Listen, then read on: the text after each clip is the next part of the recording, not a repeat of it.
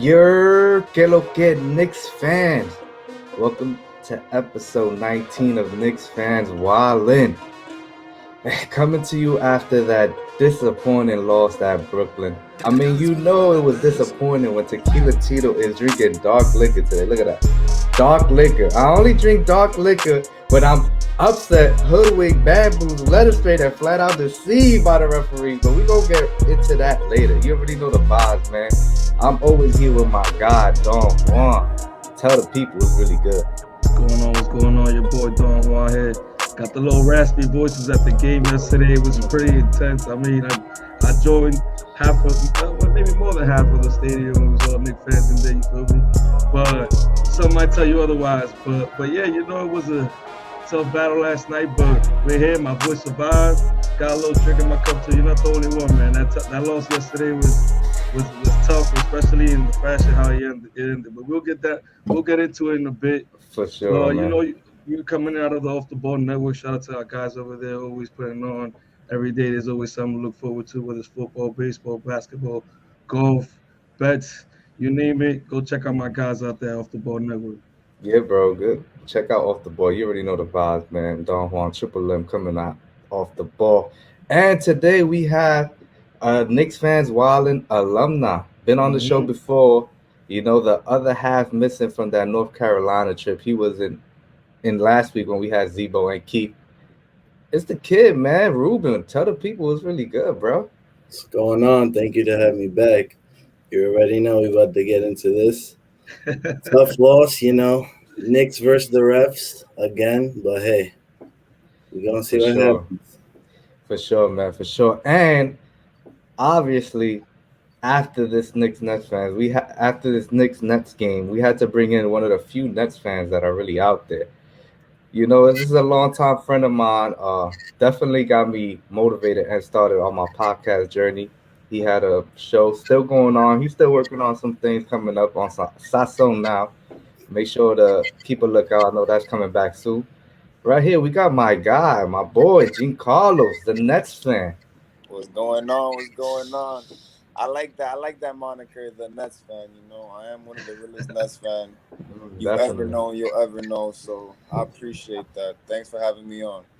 Yeah, bro. I mean, thanks for jumping on. We have another Nets fan coming fashionably late. Of course, after they win, they gotta come in fashionably late, waltzing into the show after just taking a Everybody cheap shot. Trying to talk to us. Yeah, oh, here we go. Here we go, bro. Don't start, man. Don't start. But yeah, let's get right into the game, man. Back and forth game. Knicks was up big in the first quarter. Nets came right back. They took the big lead back. Halftime, Knicks was up 1. And then the third quarter, drama once again happened for the New York Knicks. In Knicks fashion, third quarter, all Brooklyn. But the Knicks came back, man, and showed life in the fourth quarter and made this a close game. Couple questionable calls at the end, but I'm gonna start with you, Don Juan. You was at the game. Then I'm gonna go to you, Gene. Y'all was at the game, man. Tell us the vibes at the game, what y'all saw, and what's up. Man, the game was fun, man. The vibe was dope. It was I would say that, I'm not sure I mentioned it earlier, but it was at first initially watching the game, it was like, okay, 60-40, Nick fans, but as the game progressed, I'm like, man, maybe it's 70-30, 80-20, because damn. But regardless of that, that's all fun and games. The actual game was great. I mean, it's certain things that you expect with the Knicks that they always fill in those cards, and just like the third quarter, like you mentioned, Mario, they came out flat. But the fourth quarter, we saw a bit where Coach Tibbs could be a little too tight with the lineup, and he took Obi out. When realistically, Obi didn't really play too much during that game. If I'm not mistaken, first half only played 5 minutes. Wish he would have played more. I actually told Gene going into the game, I'm like, yo, make sure you check out Obi. He's gonna bring a whole nother dynamic to the team when he's on the floor. And he answered quickly. No pun intended, but he answered quick in the first. I think in 5 minutes he scored 4 points and made a significant difference in terms of energy, and that's something we all expect.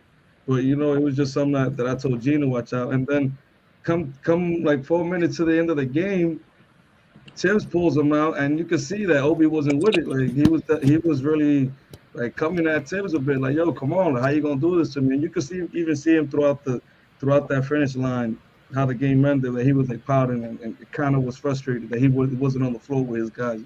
Especially considering that he played a big role in just bringing us back. Maybe not so much scoring, even though he had his buckets here and there. It's more just what he does. And if you think about it, he benefits a small lineup, and that's what the Nets do. They don't really have a true center out there, even though that boy Marcus Aldridge is a pretty tough guy to defend. What you saying, Gene? What you saying? The vibes at the Barclays. It was what was the split? What would you say was the split at the arena? Listen, it was probably 60-65 to 40-35 Knicks-Nets fans. Ooh, taking over the Barclays. Is that not? I wouldn't say that because it's always been like that. If anything, our numbers increased. So I would say we're trending upwards. I'd say that was our best performance as Nets fans against Knicks fans, because the Knicks fans are always out. Like, the Knicks fans are known as one of the best fan bases in sports in terms of just, showing like raw emotion and energy for their team. I mean, we're New York. Like, New York is the most lit. Like, the Nets, we had to get fans from New Jersey, and that shit was boring as hell. Man. I used to go to New Jersey, and I was the loudest dude in there, and I was like 14 years old. I was like, what the fuck is going on?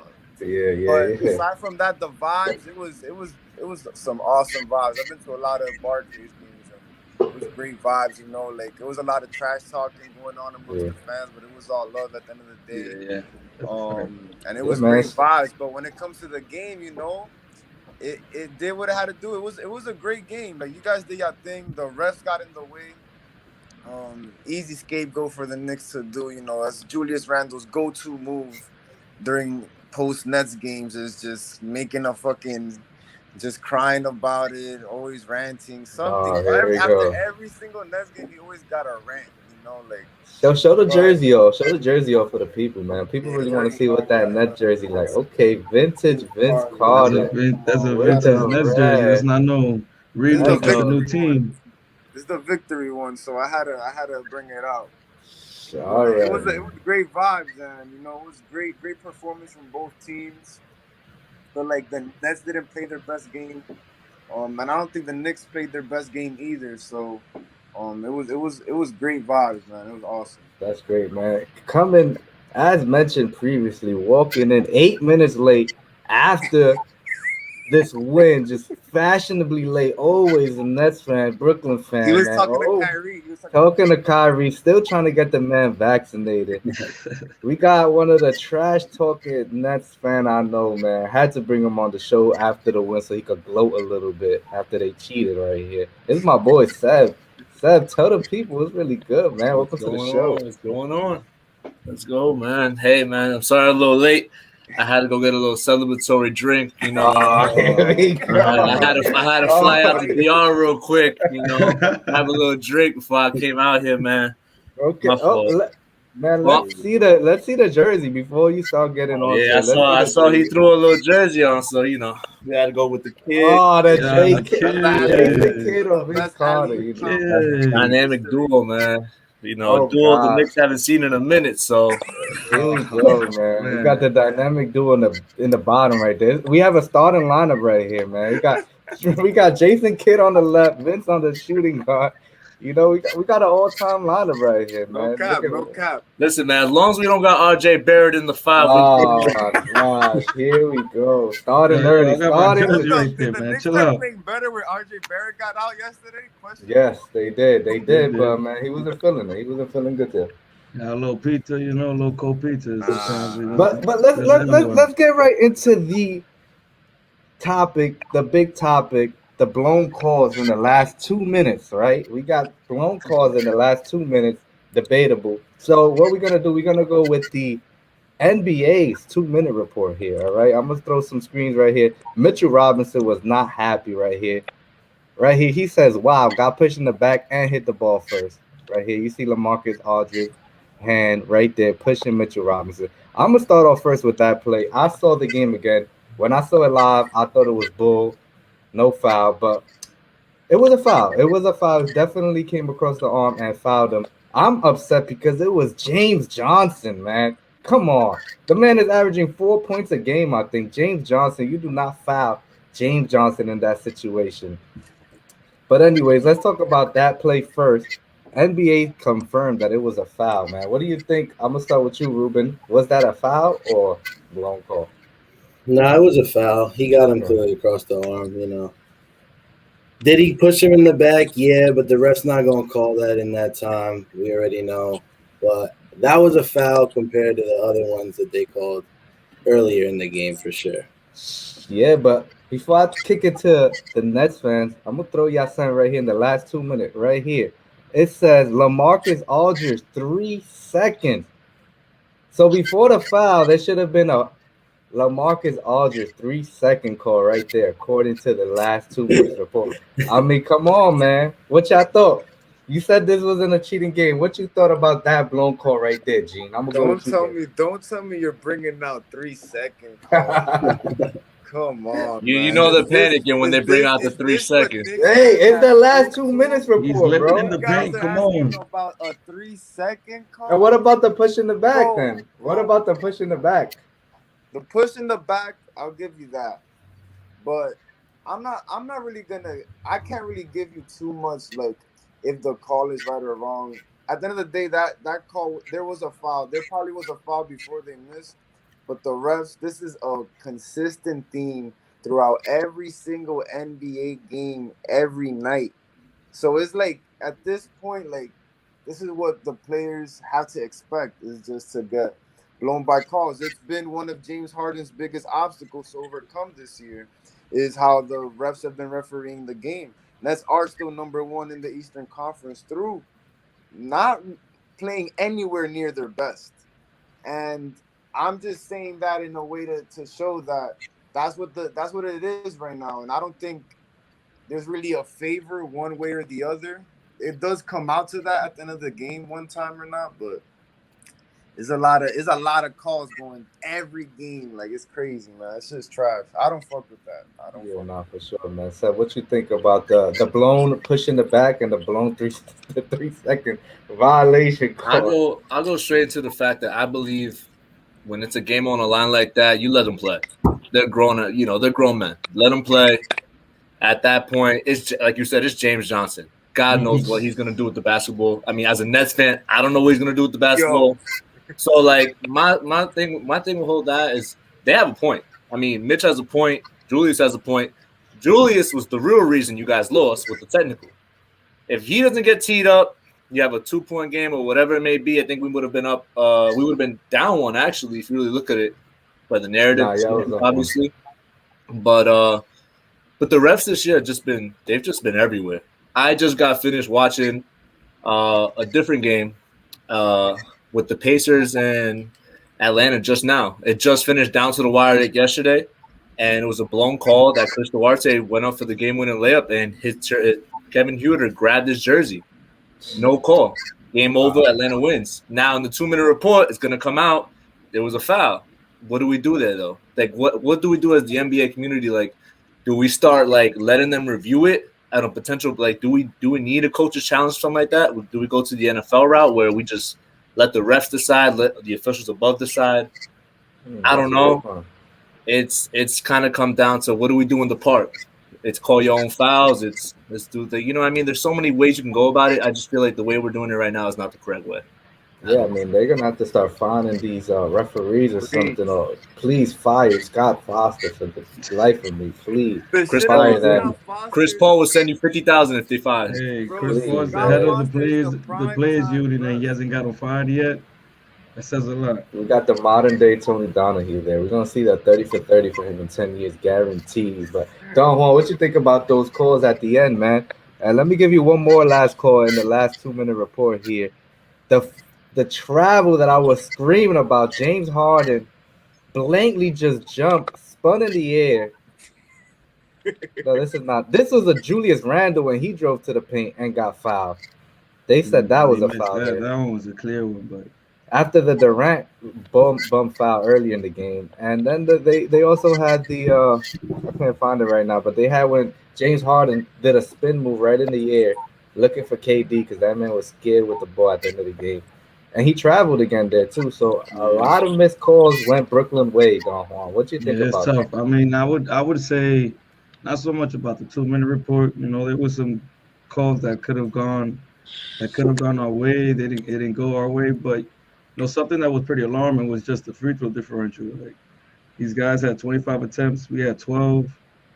I mean, I do think we should have been a little more aggressive, but clearly we weren't getting the calls, and it seemed like we should stop being aggressive. We was kind of settle for more threes because realistically, like we weren't getting called. James Harden had 10 free throws. It seemed like it went back to the old ways. Like James Harden's getting all these calls, KD is getting calls. Like we KD didn't it's do it's anything. it's some superstar calls. Like, at the end of the day, they're gonna get those calls. Granted, like you Couldn't said, say that. Gene, he wasn't getting those calls early on, but it seems like they're giving him a little leeway now because it was clearly affecting the team, and maybe there's some pressure too from the NBA. Like, yo, what you doing to my man? That's half of his game. How else is he gonna score more than 25 points? You gotta get to the line at least 15 times. If that's Oh you know, man, Don Juan but was on fire right now. He's but spitting it some is what it fire. is. I mean, look, we didn't even get to the line that much. There wasn't that calls going our way, and it was a two point loss. And realistically, I blame ourselves because of that flat performance in the third quarter. Yeah, If not for that For third the Knicks. quarter slip up to start, I think we in the game comfortably. Yeah, But man, for sure. when you got superstars like KD and Harden, you can't. There's no room for error. So I think we messed up with the third quarter performance like usual. We let them go on a 14-0 run, and it's tough to bounce back when you dig yourself in a hole like that. I got a question for you guys as Knicks fans. Do you Let's believe hear that it. Julius Randle gets the superstar calls yet? I mean, he said it. He said it himself yesterday at the end of the game. He said that the referee said that he's just too strong, Mm. and That's he's why I'm just bringing not it gonna up. get those calls because Hmm. he's just waiting. He's too strong. He's a stronger person, and Yeah. and it doesn't affect his shot. And listen, I've said this so many times on the show, man. Julius Randle, the Knicks are gonna go as far as Julius Randle takes us, but we all know he is not that guy. He's not a superstar. But we gotta ride with our guy right now. You feel me? So I'm gonna throw this to Ruben right here. I mean, Julius Randle said that, and he got that bad technical foul at the end of the game. I mean, what do you think about Julius Randle, about superstar calls right now?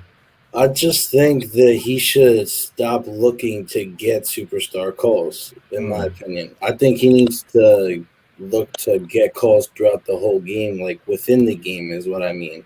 Like stop flailing and whatnot if you get tapped on the arm, like trying to exaggerate getting the call and whatnot. The pump fakes are gonna work. You see it. You saw it work in what quarter was that? I think it was the second quarter where he got KD on the N1, and even Seb was like, "Oh, how was that a foul?" And it's just like he didn't give room to land. That's a call within the game. You know what I mean? That's what he has to do more. He has to he has to go to the basket the same way every time with the same aggression and stop looking for the calls, and then maybe he'll get them. I agree. That he needs to learn how to finish through the contact, in my opinion, more. for sure, man. Gene, does Julius Randle scare you at all? So what are your thoughts on Julius Randle? Oh, listen, man. If I seen him in the playoffs, I'm playing Ben Simmons defense on him. That's what I'm saying. Oh man. Because it looked like it was like a phantom out there. But in terms of yesterday, I'm not. He is a great player. I was telling Juan, it kind of reminds me back to your Melo days, where it's like he's a great player, but he shouldn't be the best player on your team because he gives a ceiling to your team. And so with Julius Randle, the ceiling right now is that if he's not on, like there was Knicks fans sitting around me and Juan who were saying it as well, that like he kind of just starts giving up, he starts complaining, he starts Yeah, flailing, and if that's your best player, it's gonna trickle down to your whole team, and so your whole team is just complaining, and it's just bad vibes to keep it a book. He's And so with Julius Randle, I think he has the Knicks do need to figure out how to make it work with him at the moment because there doesn't seem to be a just a star out there. I was telling Juan like it would be I think John Wall is worth the chance. I don't know if he's worth an $80 million chance, but like if there was a way he was bought out or something, like on that nature, he's the kind of guy who like he takes the ball out of Julius Randle's hand. Maybe just get Julius Randle being a rim runner, making like one read decisions. Because right now it's a lot on his plate, and if he's on, it's gonna work. But if he's not on, it's not gonna work. That's a good point, man. Don Juan, what you got to say about the Randle, the superstar? I mean, just talk about Randle a little bit. I know we talked about Randle a lot on this show. We definitely spoken about him, man. I was hoping that bringing Kemba and Fournier would just help him out. And here we go with this Kemba news. He's out of the rotation, thank God. But Burks, I feel like fits the mold where he's getting the ball away from Randle. But like Jean kind of said, the body language says it all, and he's not always there. And it's funny because the Randle haters, the guys that do come at Randle, I feel like that's the main thing they come at him is, obviously decision making, but the body language, and the body language speaks volume. You as the leader, the guys are looking up to you, and you're over here look like being down. And it's funny because I was actually talking to Mario too about this the other day, that if he doesn't start with the ball and scoring, he kind of shuts himself out the game already. And I think halfway through the games he wakes up either making a good defensive read. That he just, I guess he's naturally just a scorer, and the other things don't come to him naturally. But when he puts that effort, you see it, especially defensively.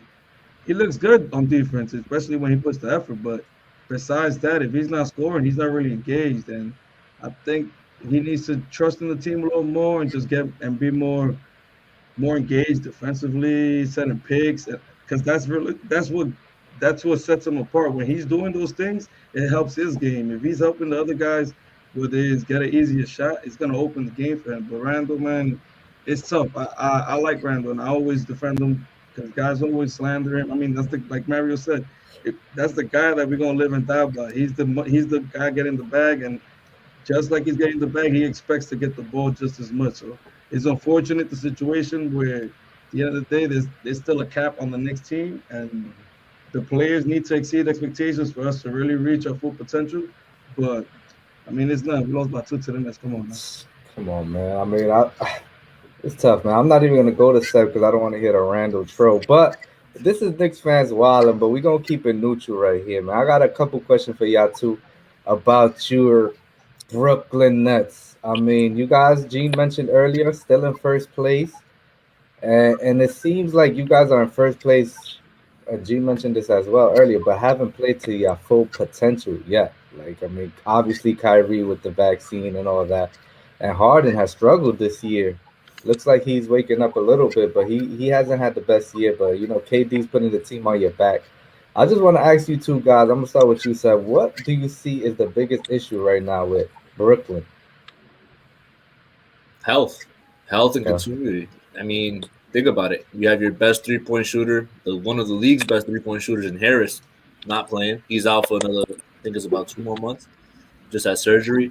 You got Claxton. We haven't even seen him. He was supposed to be our starting five. He's supposed to be our big man. And he came out with an illness, and the team was it's a very weird situation because maybe John Carlos knows, I don't even know what the illness is, but he's been out for 2 months now with an illness, and that's every time on the injury report. Wow. So we haven't seen our five out there, our rim runner, our protector. He gives me Jared Allen vibes, just at a little bit diminished level. Jared Allen was fearless. I don't think Claxton's fearless. I feel like if he sees Giannis driving down the paint, he's going to let him get the 2 points. Business decisions, but, I mean, you just have so many players. Blake Griffin, oh my God. He might have to go see Ben Simmons' therapist because he's the same thing. He's doing the same thing right now. He's out there. I think he's shooting like 17% from 3-point, and he's chucking them away. He's letting them fly. KD keeps telling him to shoot, and I'm telling KD, yo, bro, you don't got it, gang. Like, you can't let him go out there and just keep chucking them out. So now he's a healthy scratch. He's pulling a Kemba Walker. And we get to a point where our team's not there. Patty Mills has stepped up tremendously. Yesterday, I told you guys about Bembry. Bembry he's just active everywhere. He's on the floor. Terrible. The energy that he brings, he's everywhere. He's a terrible basketball player. So Javon Carter, he got to stop. I'll tell you right now, he got to stop. He does not have what he thinks he has. He just needs to be a 10-minute role. And Cam is finding his groove in the NBA. He struggled mightily coming into the league. I think he started 1 of 21 or something like that. He was bad. He was god awful. I was even advocating him to just go to the G League, and then he threw a 46-point ball up on the board. He came out, he started bugging out in the NBA as well. So the team is just they're meshing together right now. So it's one of those things where Harden's still trying to find his rhythm. He's blaming Kyrie in the media about the reason why he's just not making shots and all this other stuff. Like I told you yesterday, you are an MVP. You led the league in scoring. You cannot be coming out here talking about Kyrie's messing up your functionality on the offense. You ran the point at the Houston Rockets with Eric Gordon as your second best player. I'm not hearing nothing you're telling me. You have Kevin Durant on the floor with you. So, Patty Mills is my guy. You guys know how much I appreciate what he's doing because he's been able to step into the role where he could facilitate the ball. He plays active defense, and as little as that man is, he'll shoot that 3-ball. And right now, I'm pretty sure he's leading the league in 3-point percentage, if I'm not mistaken. So the team is just finding his rhythm. Once it's healthy, and if Kyrie ever comes around, he comes around. I'm not going to discuss Kyrie on this topic. But if the man wants to come around and play basketball and continue to contribute to this team, we'll see it. But as of right now, with this team, we can make the ECF and we'll give somebody a run for their money. But I just don't have that confidence that I had last year. Oof. Big points. This guy Seb just gave you a rundown on the whole roster. Very quick, very impressive, man. Very impressive. Yeah. G. Carlos, what you got to piggyback on? You made some great points, but I have to disagree with you in the fact that you think our biggest problem is health. I think the biggest problem is the elephant in the room that nobody wants to address. It's Lil Baby's boyfriend or girlfriend, whatever you want to call James Harden. He's not playing anywhere near his capabilities. He is the point guard of the team. And so he doesn't put the team in a rhythm. He's averaging somewhere around 4.7 turnovers. I swear to God, every game he starts the game with like a turnover. Like that's how he warms up now. Because before he used to warm up with free throws, and now he warms up with turnovers. And it's like he doesn't value the possession. Patty Mills is easily by far the best point guard on the team at the moment. And James Harden is putting the team in a horrible rhythm at the moment. I also put some blame on Steve Nash. I gave some time to Steve Nash in his first year, but Steve Nash is getting me tight because yo, dudes is fucking up and Steve Nash is coming around clapping like a fucking Christmas toy, yeah, it's all good, guys, yeah. Clapping for no reason. What are you clapping about? This dude James Harden got 7 turnovers in the third quarter. Talk some shit. Kenny Atkinson wouldn't let that shit slide. No cap. Yeah, Kenny's your guy, man. And so I think it's those two things right there. It has a lot to do with James Harden. I don't know. I don't want to call it a rhythm anymore because it's 20 games. It's like what Thibodeau said for y'all earlier. I love what he said. He's like, we say 5 games and we give him 10 games and there's 20 games and there's 40 games and the season's over. And I feel like that's what people have been. I'm proud of the Nets fans. We finally booed James Harden in the last game against the Suns because that's a prime opportunity. All of James Harden's best games have been against bum-ass teams, against teams he's not getting paid to play against.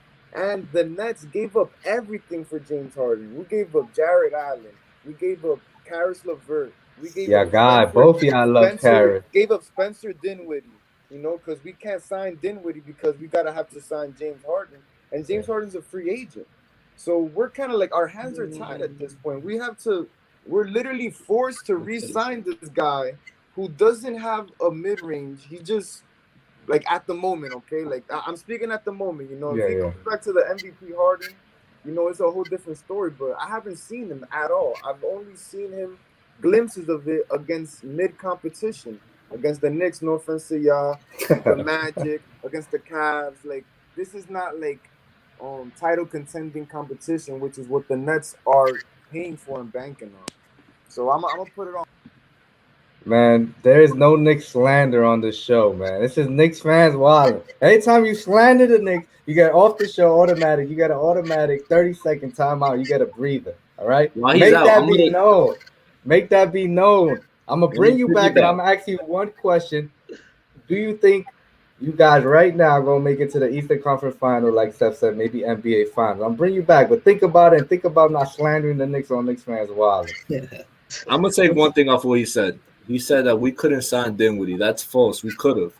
It's just Josiah. I think he saw the luxury tax a little bit, saw the performances last year, and he's like, "You guys got to earn it," in a sense. And plus, Dinwiddie was coming off an injury, so we didn't know what Dinwiddie was coming out. And if Nets fans know it, we've had one good year Dinwiddie, but there was moments where Dinwiddie would go out there and chuck shots until he made them, and that's what we're seeing right now with LeVert in Indiana.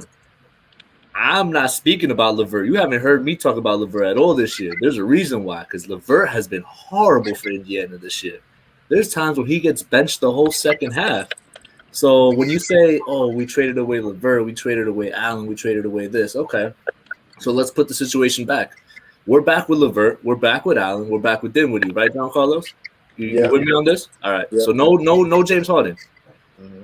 Kyrie doesn't want a little Band-Aid on his side of the shoulder.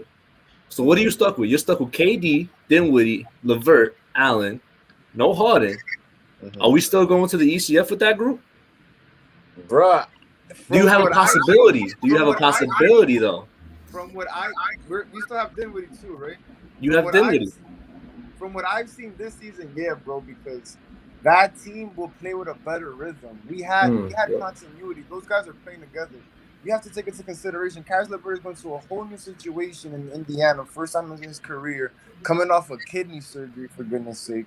Like, that's a guy you got to give some leeway with when it comes to that. Jarrett Allen would be helping us beyond measure right now. He is everything we need right now. But we don't. The answer is yes, right? The answer is yes? We would go to the ECF still, right? Yeah. So, from what you're telling me, with this Harden. With this team that we're assembling, without Harden, without Kyrie, with the three that we're missing, right? We're beating the Bucks. We could beat them, bro. We could beat them. We got yes or no. It's a solid, confident yes or no question. Yes. Are we gonna beat the Bucks? Yes. We're gonna beat the Bucks. With Caris LeVert as our second best player against Harden, Chris Middleton. We almost beat them last year, and James Harden. I think a YMCA nigga could have contributed more. Mike James, a good point. If he would have played, I think we would have played better against the Bucks. That's a great point. I mean, Seb, you can't battle that, man. You cannot battle that. But a lot of Brooklyn talk on the show right now, man. We kind of wilding out right now. I'm like, yo, we gotta speed this up. Nets fans wilding. Nah, man, y'all need y'all own show. Y'all talk after the show if y'all want to start a Nets fans wilding, all right? Get out of here with that, man. Let's go back to the New York Knicks right now and talk about the biggest thing that happened this week with the Knicks. Kemba Walker being benched. Thibodeau, he's not playing. He said that quote earlier. Jean just mentioned it. 5 turns to 10, 10 turns to 20, and then by the time you know it, we fighting for that play-in. I mean, Kemba was not performing the way we thought he would perform, and Seb called it early in the year. He was roasting the Kemba signing when we was all on cloud 9 with the Bronx boy coming back. So I gotta start with Don Juan, man. Did you find the news shocking, and do you agree with it? I mean, I definitely agree with it, but yeah, I found it shocking just because Tibbs usually doesn't make major adjustments, and I felt like that adjustment itself I feel like the whole world heard it. Maybe just the Knicks world, but I feel like the whole world heard it, especially New Yorkers. I mean, he's a New Yorker, Look at the warm welcome after that signing happened, the warm welcome that the Knicks New York gave him. Obviously, he's from New York, the whole Mecca, him and UConn hitting the big shot in the Garden, like that plays a part. It was sentimental. But the fact that they was able to pull the plug that fast, no emotional tie, this is business.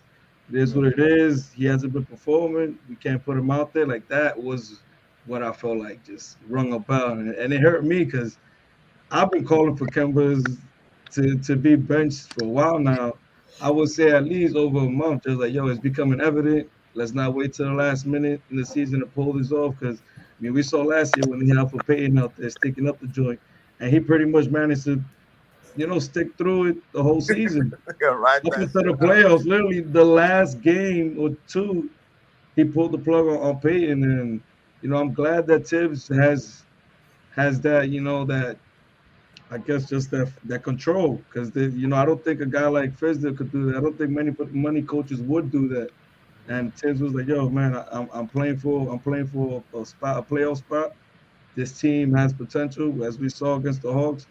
That lineup change was great, and even look at yesterday. Alec Burks was a was a was a he played a great game against a good team that like the Nets are number one in the East, and the Knicks fought throughout that whole game, and part of the reason is because of that rotation change, and hopefully Tibbs could do that in other ways too. I mean, there's another guy I'll probably throw out there too, but we will talk about that later on, because I don't want to start calling everybody's head now. You know what? This guy should sit. Chill out, man. Chill out. We 11-10, man. I'm gonna go right now to Ruben and Seb. This question for y'all.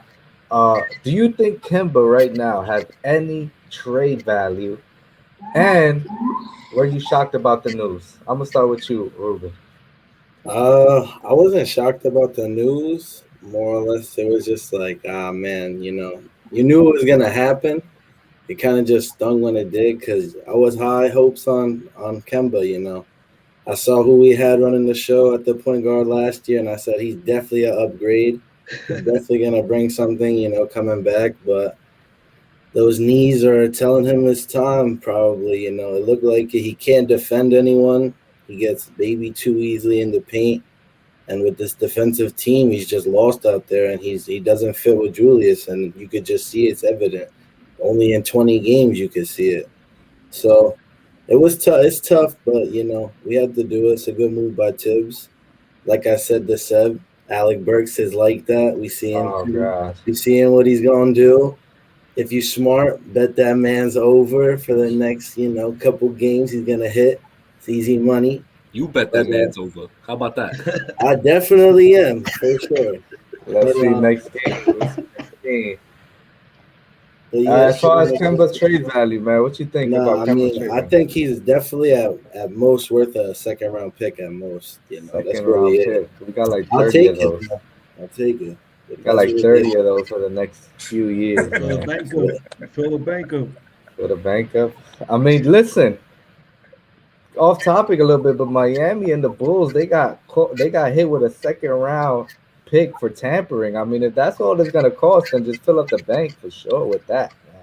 Yeah. So getting back into the Kemba real quick, Seb. What you think about Kemba's news and his trade value right now? Let's hear what this guy got to say. The news? You want me to talk about the news? Talk about the news. There was a time coming. I told you guys from the moment you guys signed him, I saw it. He doesn't fit you guys' system. I saw it, and I told you guys the same thing with him and Evan. I'm not gonna get back into the whole nitty-gritty with Brooklyn, but we saw what Brooklyn did to them in that backcourt against Boston last year in the playoffs. They averaged 90 points a game against Fournier and Kemba. You know what I mean? Like, it's like when y'all brought them in, the Nets looked at it like, again? But except for you guys, we laughed. Like, you know what I mean? So you got to remember that from that aspect, from what I'm looking at it as. But then when I put it into the perspective that he's coming in and he's going to play with RJ, RJ's a guy who he you know how I feel. It's his third year. He still hasn't proven anything. You know what I mean? He's shown that he could be a good role player in this league, but as a third overall pick, you cannot be going out there tread carefully, and digressing. I'm just speaking facts. If we go to the stat sheets and we go on the stats, you see what goes on. So we'll go back to Kemba real quick. With Kemba, I just never saw it fit him because he needs the ball to succeed. You know what I mean? He led the league in charges, I believe, last year with Boston, right? If I'm not correct. Him and Lowry was up there. So, I thought, with him with Tibbs, he could work out defensively, but offensively, golly, like that offense, who can go out there and just go one-on-one and get a bucket? I'm not looking at RJ. I'm not looking at Fournier, and I'm not looking at, Mitch. So you got two players in Randle and maybe Kemba. But Kemba this year, he just decided to be content with taking those threes on the outside perimeter. Yeah. And you got Randle, I said it 100 times yesterday. How many times do we see him when he sees competition in front of him, when he sees that best player in the world, when he sees a Giannis, a KD, LeBron, whatever in front of him, he wants to take the step, shimmy, mid-range jump shot instead of going to the basket. If the refs are telling you too strong, it's for a reason, bro. You look like you bench 300 and eat bricks. Like, you got to go to the basket. Like, I'm sorry, bro. You know, Knicks, you guys have a tough method of going to the basket, doing fouls, have that tough defense. You got to go and play that kind of play style. He's over here trying to be flashy, making the guard and ooh and ah, like, but you got to go get a basket. And he was doing that a lot with Atlanta, and I don't think Capella was that intimidating when you was getting it in with him. You know what I mean? Like, no, like for real, like in that playoff series, when he wanted to get to the basket, he got there. You know what I mean? But he kept taking those mid ranges, and I know you know me more than well. I'm admitting to everything. When you guys are right, you guys are right. But Kemba to me just couldn't fit a play style with a player like that. For me, with Julius, if he's not the man, he needs somebody like Chris Paul to tell him, like, you sit there and you wait for me to get you the ball. But he needs a LeBron or something. Man, we not listening to Seb rant about some right now. I told him to tread lightly. I gave him the benefit of the doubt that he started going in right now. I told he might have gone over a minute. Randle is our best player, and you cannot slander him on Knicks fans. MVP Randle right there. He is our star. We're going as far as Randle is taking us, man. All right, Hey, you can have your opinions about Randle and stuff, but that's our guy right now. That's our guy. I'm sorry, we all have tough things to say about Randle, man. Listen, man, I'm very upset with this year's Randle because I was defending him till I was purple in the face all summer about, it was only a 5-game sample size against the Hawks, that he's not like that. Look at the 72 games, and he's just been laying an egg the first 20 games. I mean, we only saw some big moments from him 2-3 games. It's been a handful. So it's disgusting, man. But he's still our guy. We're not letting him get any slander here on Knicks Fans Wild. You see the sign in the back, man. That's what it is.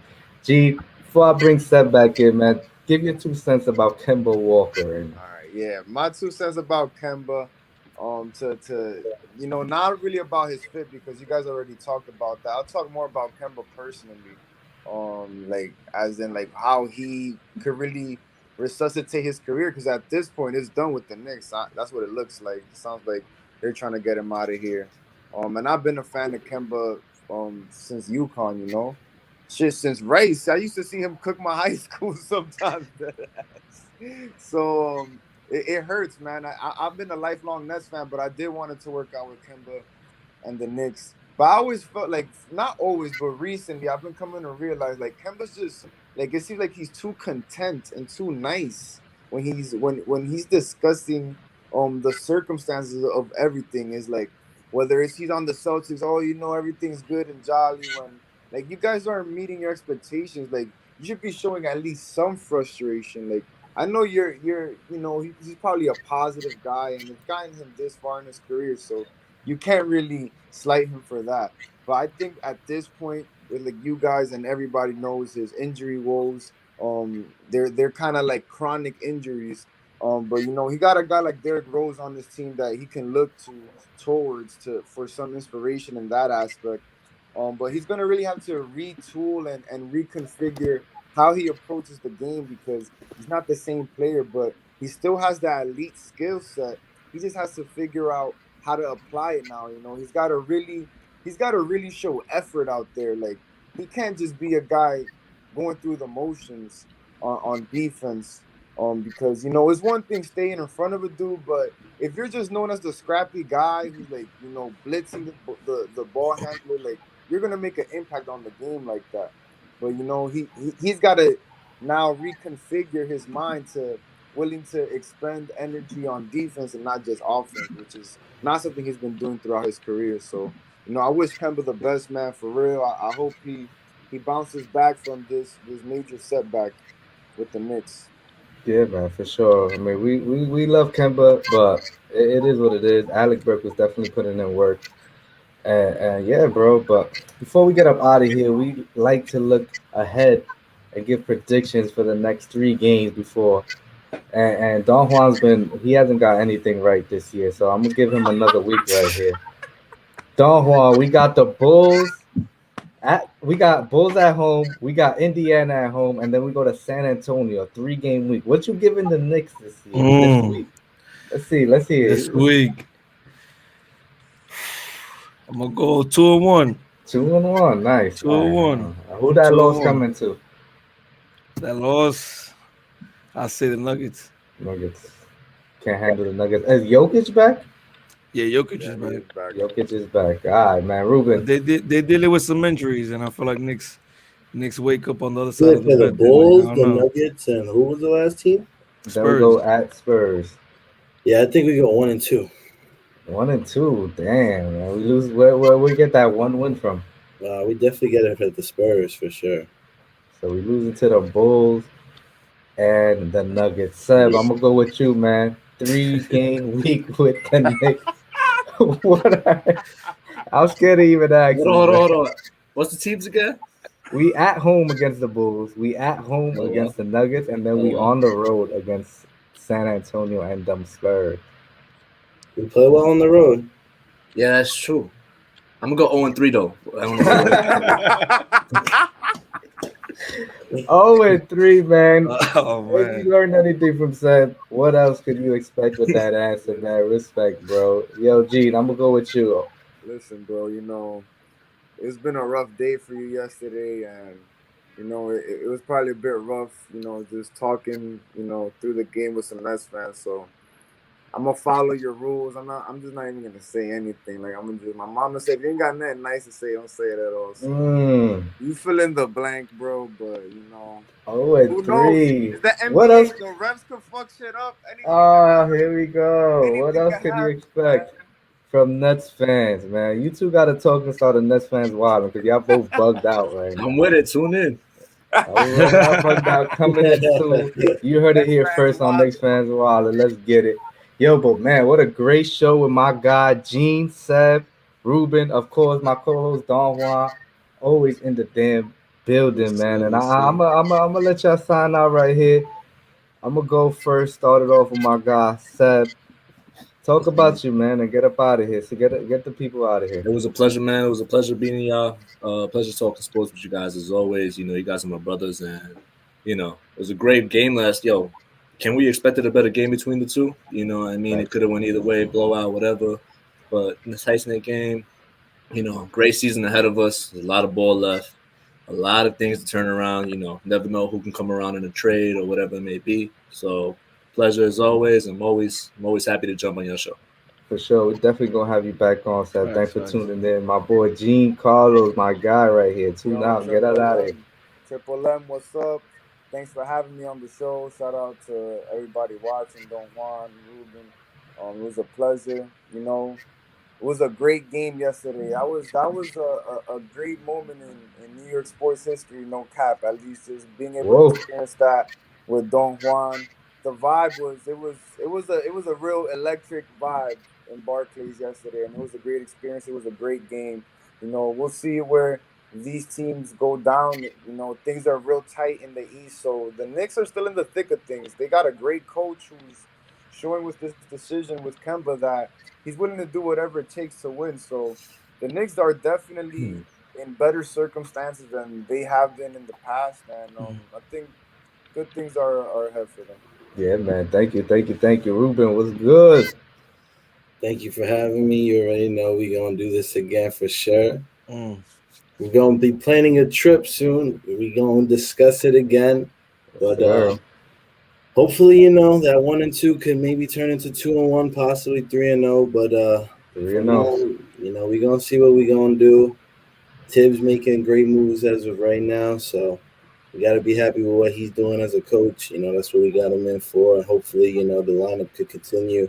Hopefully, he could actually open his eyes and actually play Obi.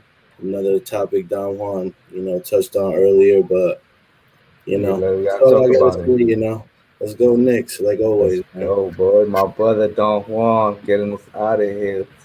Yes, sir. You know what it is. Knicks fans wilding. We was out in Brooklyn. Ruben, we gotta make that trip. We gotta make that trip soon. We gotta make a trip soon. We gotta visit. Get a whole mob somewhere in another court. But thank you everybody for tuning in. Knicks fans wilding. Don Juan here in the building. man, it was great to have all you guys in the show. Can't wait to do this again. I mean, this is one of what you got 3 more matchups against the Nets, so we definitely gonna have to do this again and get get into it a little more, and hopefully in our end see a win on our side too, because y'all barely won, man. Y'all barely won, and I'm not gonna let that rock, especially talk it. man, especially considering the fact that there were so many Knicks fans in there. But it is what it is. I love the fact that you guys also put some good word in for us too. I mean, as an NBA fan, you do appreciate when organizations are doing the right thing. So I do appreciate you guys for showing us love, but also make sure to follow us. If there's any new listeners, new watchers out there, we're doing a giveaway at 100 subscribers. So please, if y'all not subscribed, subscribe to the channel. Boost us up, like it, comment, share. Let us know how y'all feel. And this Kemba thing, I mean, I felt like it shook the world. So let us know how y'all feel about Kemba. Is it a sad story, good story? How y'all feel about that? I heard the Nets apparently are looking at getting a new point guard too. So Kemba, if you're available, let me You know. heard it here. We'll We'll take a first fish him round, out. man. We'll give y'all Javon Carter. No, no, thank you. No, thank you on the Javon Carter. You already know the vibes, man. It's your boy Triple M. What's up? As Don Juan mentioned, make sure to like and subscribe on this channel. And yeah, I had a great time with all my brothers in the building, man. We got Don Juan, Ruben, Jean Carlo, and Seb, man. Thank you for jumping on. You already know Knicks Already fan, know. while an alumni now. And we got another matchup, so definitely gonna be tuning in. Thank you for your Nets talk. And as I say every week before we get up out of here, man, make sure to enjoy life because you never know what's gonna happen. Life is very short. Make sure to tell the people you love them, and just enjoy every moment. Sports, whatever you like, man. Just make sure to get that in. You feel me? So you already know Triple M signing us out of here.